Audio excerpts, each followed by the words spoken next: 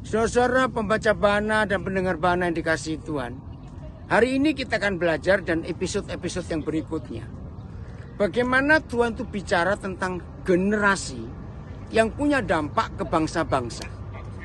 Kalau kita baca Rut pasal 4, perikop terakhir, saudara bisa membaca suatu hal yang luar biasa. Hanya untuk mencari seorang yang bernama Daud, supaya lahir Yesus Kristus Tuhan, maka Tuhan memerlukan 10 generasi. Wah, waktu saya baca perikop itu, saya sampai syok. Hah?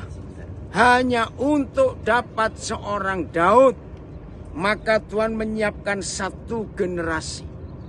Saya nggak bawa Alkitab sekarang, minta maaf, tapi nanti saya minta redaksi Bana bisa memasukkan itu. 10 generasi itu kurang lebih 400 tahun. Karena kalau 1 generasi dihitung 40 tahun, maka 10 generasi itu 400 tahun. Saudara, itu tulisan yang luar biasa. Sudah disiapkan begitu lama. Coba lihat. Sudah dipersiapkan begitu lama. Sampai 10 generasi.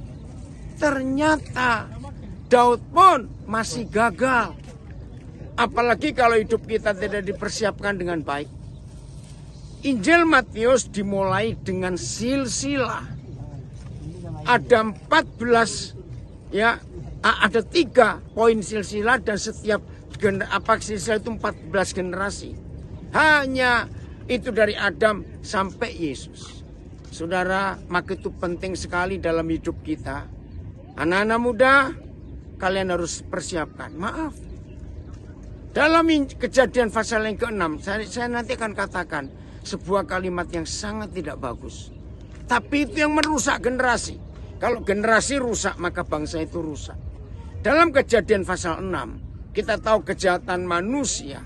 Saudara, satu-satunya kata yang menulis hati Tuhan pilu. Hanya 1 kejadian itu saja, Kejadian 6. Kenapa hati Tuhan pilu? Karena waktu itu terjadi kawin campur dan kawin ngawur. Maaf. Apa itu kawin campur? Antara anak-anak Tuhan dengan anak-anak manusia. Dalam arti, Paulus menuliskan, yang beriman kepada Yesus harus menikah dengan yang beriman. Yang penuh Roh Kudus harus penuh Roh Kudus. Keturunan orang benar harus bertemu dengan orang benar. Kalau tidak, akan lahir generasi pemberontak karena kawin campur. Tapi yang berikut, kawin ngawur. Maaf sebagai kalimat ini. Apa itu kawin ngawur? Sesama anak Tuhan, sesama orang penuh Roh Kudus, tapi maaf, free sex terjadi sebelum peneguhan pernikahan. Nah, dari Kejadian 6 itu lahirlah orang-orang raksasa. Sebetulnya terjemahnya bukan raksasa, tapi monster, saudara. Maka itu yang kawin campur dan kawin ngawur, maaf, akan melahirkan monster.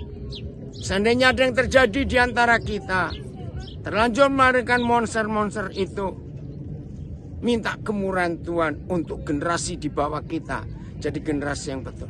Maka itu nih kalimat yang tidak enak, tapi saya harus katakan kepada semua saudara. Awas kamu asal kawin, asal beranak saja. Apa bedanya dengan mereka yang kaki 4? Kalau kita tidak menyiapkan generasi yang benar. Ngeri dunia ini. Maka itu setan itu paling benci dengan pernikahan kudus. Kenapa mereka benci? Karena mereka nggak ingin ada generasi yang benar di bumi. Kalau mereka sudah menghasilkan, mencetak generasi yang tidak benar, maka bangsa-bangsa ikut rusak juga. Kiranya perenungan ini menyadarkan kita. Maka itu Kejadian 1 ayat 28 jelas menuliskan, Tuhan memberkati Adam dan Hawa. Tuhan melantik, mengesahkan, berpangkat, berstatus suami istri. Setelah Tuhan mengesahkan satu suami istri, berfirmanlah Tuhan, beranak cuculah, bertambah banyak, penuhi bumi. Berarti dengan pernikahan yang benar, lahir anak-anak generasi berikut yang luar biasa. Tapi kalau kebalik, beranak cucu dulu, baru jadi suami istri. Ini kehancuran.